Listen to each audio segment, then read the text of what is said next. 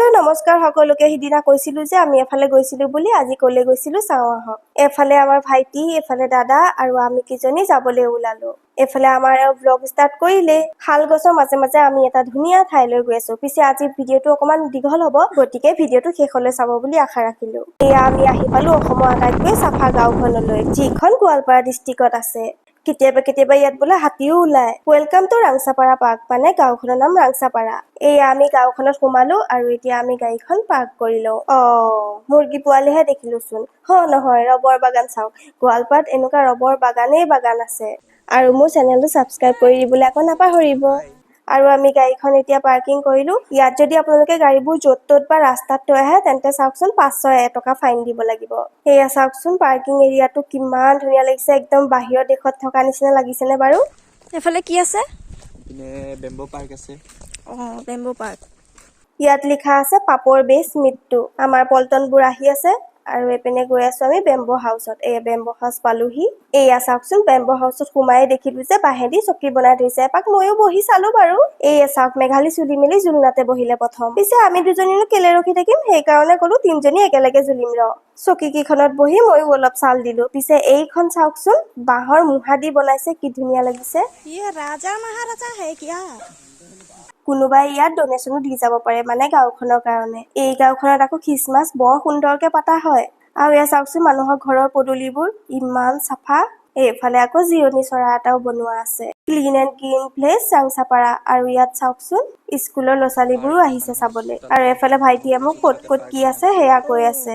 Rubber এনেকে শুকুৱাই থোৱা দেখিছেনে আপোনালোকে? মই কিন্তু এবাৰ প্ৰথম দেখিছো। এয়া চাওক, ৰবৰৰ মেচিন, মানে ৰবৰ কেনেকে বনাই। ৰবৰৰ আঠাবোৰ আনি এই ট্ৰে কেইখনত গোট খুৱাই পেলাই এই মেচিনটোতে চেপেটা কৰি পেলাই এই যে শুকুৱাই থৈছিল যে, তেনেকে ৰ'দত শুকুৱাই থয়। এয়া চাওক, ৰবৰৰ গছৰ এনেকে ছালবোৰ কাটি কাটি এনেকে ৰসটো আহি পেলাই, এইটো বাতিয়ে নে নাৰিকলৰ কুৰ্কা জানো, তাতে পৰেহি। চাওকচোন, মোৰ এবাৰ চুই চাবও মন গ'ল। ৰ'ব, চুইটো চালো, পিছত হাতটো শুঙি চালো, ইমানে বেয়া গোন্ধাইছে নহয়। ইয়াত আকৌ মানুহৰ প্ৰত্যেকটো ঘৰে ঘৰে এখন এখন পাৰ্ক বনাই থৈছে।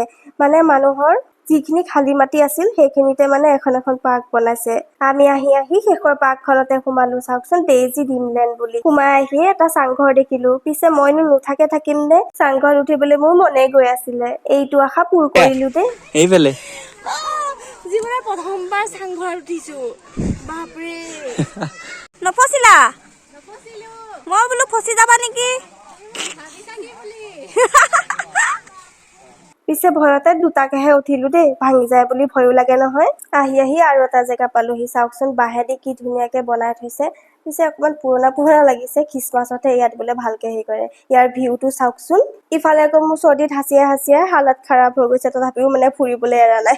আপোনালোকে ইয়াত কিন্তু বাৰ্থডে পাৰ্টিও কৰিব পাৰে। এইফালে আকৌ আহি দুটা মেকুৰী পোৱালি দেখিলো। চাওকচোন, বৰ মৰম লাগে, একদম কোচত লওঁ লাগে। এইফালে এইজনক চাওকচোন। ইয়াত মানে সকলো ঘৰ বাঁহেদিয়ে অকল বনোৱা আছে। ইয়াত লিখা আছে ন' স্মকিং, মানে ইয়াত চিগাৰেট গুটকা একোৱেই খাব নোৱাৰি।